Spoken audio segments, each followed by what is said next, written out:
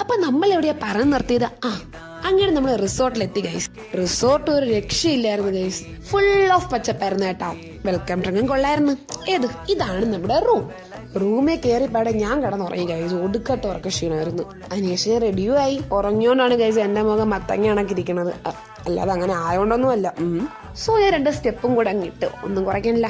Cousins ഒക്കെ ready ആയിരുന്നു കേട്ടോ അപ്പോഴത്തേക്കും. പിന്നെ നമ്മൾ അവിടെ ചുറ്റിക്കറങ്ങി ഒന്ന് കണ്ട്. അപ്പോഴത്തേക്കും കഥയിലെ രാജകുമാരി വൃത്തി ഉണ്ടായിരുന്നു കേട്ടാ.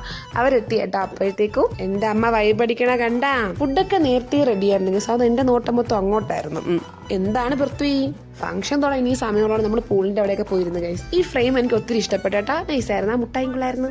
അങ്ങനെ ഫംഗ്ഷൻ തുടങ്ങി ഗൈസ്. ഒരു ജാതിക്കുള്ള ആളുണ്ടായിരുന്നു.